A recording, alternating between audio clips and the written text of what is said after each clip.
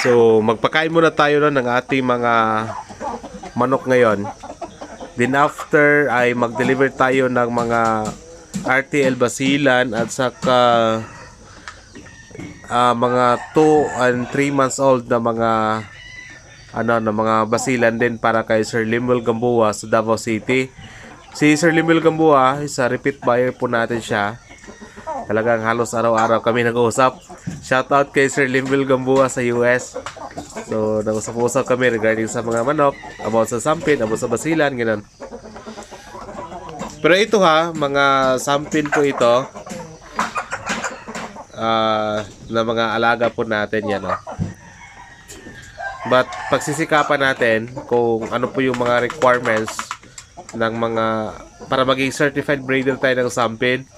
If kailangan i-out natin yung ating iba ng mga basilan, pwede para lang maging certified breeder tayo ng mga sampin.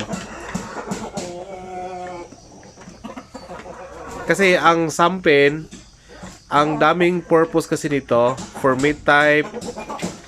Napakaganda ng quality ng karne nila sa mga itlog nila. Nasubukan ko na, proven and tested ang sampin na manok. Basta as long as pure sampin, malakas sila mangitlog, mabilis magparami kapag tulad ganyan mga sampin native chicken. Yun ang na-compare ko sa aking mga Shamu Hassel, sa aking basilan. And aside for that, sobrang taas ng demand ngayon ng ating mga sampin native chicken. Nakita nyo na yung ating sampin ay ginagawa po na thesis project sa mga estudyante. So kung nakasubaybay kayo sa ating YouTube channel, talaga makita nyo na ginagawa po na thesis project yung ating mga sampin. So yan. So hoping this year na makuha or yung isa sa mga goal ko ngayong 2026 ay maging certified breeder po ng sampin native chicken. Maganda ang sampin na manok actually sa experience ko dito. Yan, hindi mapili yan sila sa pagkain, sanay sila sa mga tira-tira mga kanin, mga organic na mga feeds, mga tulad yan, mga Madre de Agua yan. Mahilig yung ating mga sampin yan. Yan. Sa una nilang itlog, hindi natin sila ma-appreciate dahil medyo maliit, pero kalaunan maganda yung sampin kasi nga yung kanilang resistensya malakas. Yung mga sisiw nila, yung may nakabili sa akin sa Jinsan, sabi niya sobrang lakas ng resistensya ng ating mga sampin daw. Ulan, init, hindi sila masyadong alagain yung ating mga sampin native chicken. And after nito, shift tayo kay Lemuel Gamboa ng basilan, yung mga RTL. At saka isang RTL lang, saka dalawa na 2 months old and 3 months old. Kaya ba yasa na, Adri Sampin? Sige. Yung aking yung aking mga breeding place sa ating mga manok, front and back. Dito yung sa likod, then dito sa harap. So, bala ko magdagdag pa ng breeder pa ng mga sampin dahil sa taas ng kanyang demand. Halos wala nga ako magamit sa personal na konsumo. Yan yung ating mga sampin. Pinapakita ko na ito kagabi doon sa nakalimutan ko yung nakuha yung pangalan sa taga sampin, yung nakakausap ko kagabi. So meron lang sigurong kailangan i-change dito sa aking manukan, lalo na sa ating mga sampin din. So ito din po yung ating sampin. Galing ito actually kay Graceland Farm sa Oroqueta City, no? Itong mga breeder ko na ito.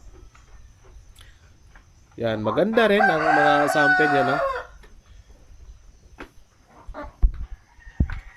Pero anyway, yung order ni ngayon ni Sir Lemuel Gamboa, basilan. So padala na lang natin sa bus. Ang bus from Puerto Cagayan de City going to Davao City.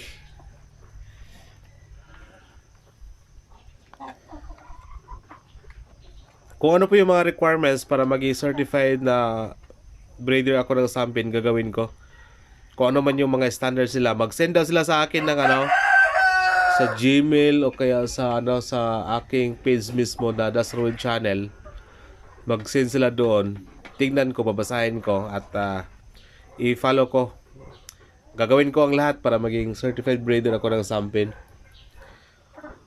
Yan. Isa dito sa ating mga Sampin. Malakas mangitlog, grabe ang Sampin. Kaya ito ang manok na magandang paramihin. Hindi ka mapapahiya sa quality ng karne ng Sampin talaga. Talagang napakasarap. Mga itlog nila, gano'n.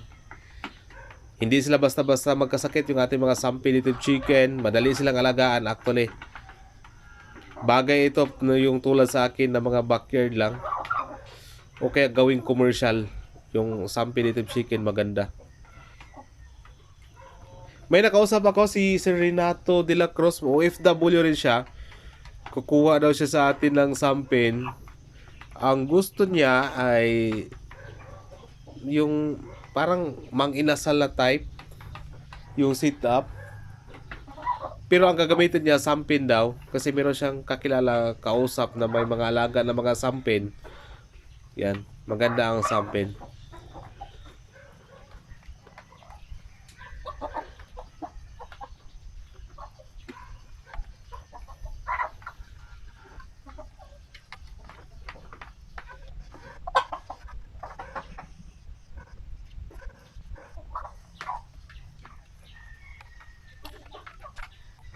So, yun nga, kahapon nag-deliver tayo kay kay Monix Farinas, ngayon kay Sir Limuel Gambuan na naman.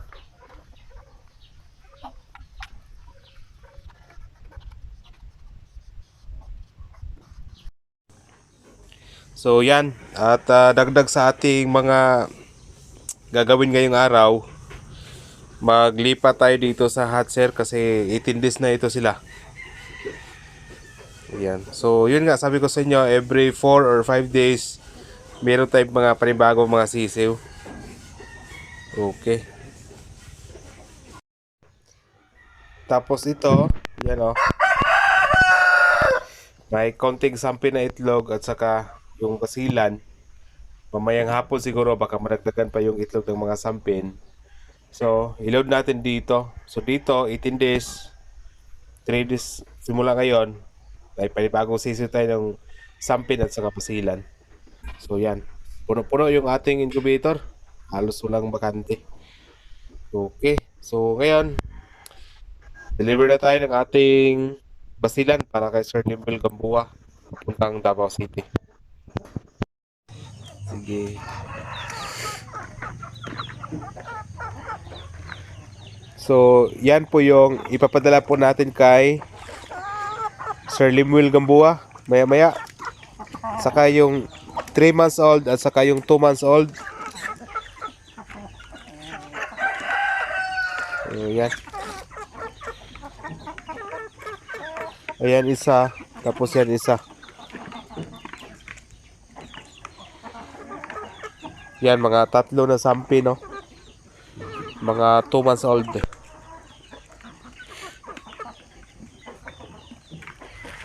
So, yan, no? Basilan para sa Davao. So, ito din po isang RTL Basilan. Yan, no? RTL Basilan. Para sa Davao City.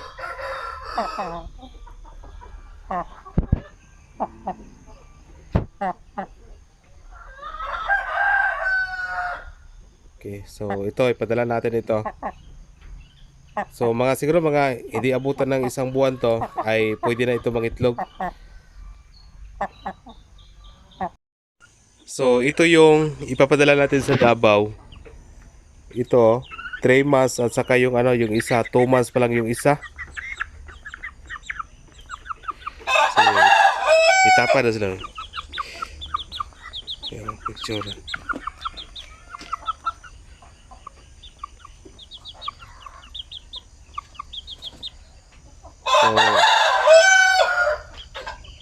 So So ito na. So ano na natin, isakay natin sa bus mamaya. Mga basilan. Saka isang abuhin. Yan. Basilan din yan. A few moments later.